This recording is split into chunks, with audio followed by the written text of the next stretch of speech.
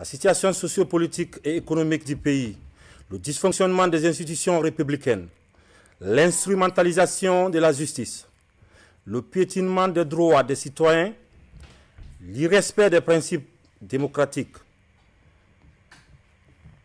la politisation à outrance de l'administration publique, la gabegie financière, la pauvreté et la corruption endémique ont amené l'armée guinéenne, à travers le Comité national du rassemblement et du développement, à prendre ses responsabilités vis-à-vis du peuple souverain de Guinée, dans sa totalité. Nous avons décidé à partir de l'instant de dissoudre la Constitution, car nous allons réécrire une Constitution ensemble, cette fois-ci, toute la Guinée. Nous allons nous rassembler, les 4 régions, la diaspora, les Guinéens de l'étranger, tous ensemble ici, nous allons mener une concertation inclusive pour décider de l'avenir de ces pays. La personnalisation de la politique, de la vie politique est terminée. Nous n'allons plus confier la politique à un homme, nous allons confier au peuple. Nous venons uniquement pour ça, qui est le devoir d'un soldat, de sauver le pays. La seule chose qui nous amène, c'est ça. Nous allons mettre en place un système qui n'existe pas. Et ce système, il faut qu'on le fasse tous ensemble. Il y a eu beaucoup de morts pour rien, beaucoup de blessés, beaucoup de larmes. Alors qu'on aime tous la Guinée. Donc, je pense qu'il est temps pour nous de se comprendre, de se donner la main, de s'asseoir, d'écrire une constitution qui est adaptée à nos réalités, capable de régler nos problèmes.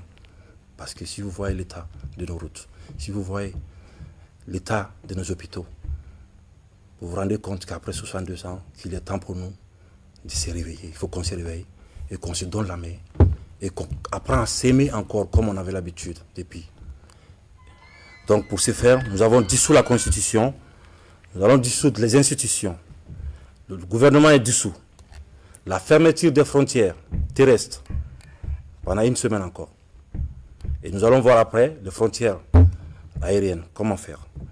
Avec tous nos camarades, nous allons trouver la solution pour sortir de cette gabegie. Donc nous appelons nos frères d'armes des unités de toute la République de se mettre du côté du peuple, cette fois-ci, pour une bonne fois, d'aider le peuple de Guinée à sortir de ça, parce qu'on a besoin de sortir de cette ornière-là. Nous invitons également chacun en ce qui le concerne de rester dans ces casernes et continuer les activités régaliennes. C'est quoi? C'est protéger la population, nos frontières. C'est le combat qu'on doit mettre, qu'on doit continuer. Les plus amples informations seront données. Mais sachez encore que nous allons engager une concertation nationale pour ouvrir une transition inclusive et apaisée. Plus personne ne doit mourir pour rien. Le Guinéen ne doit plus mourir pour la politique. Parce que nous avons mis la politique en devant et oublié aussi ce que nous sommes. Nous allons travailler ensemble avec tous nos partenaires, bi- et multilatéraux. Aussi rassurer le respect des engagements vis-à-vis des organisations internationales. Le Guinéen respecte sa parole. C'est ça la dignité. L'harmonie entre le dire et le faire.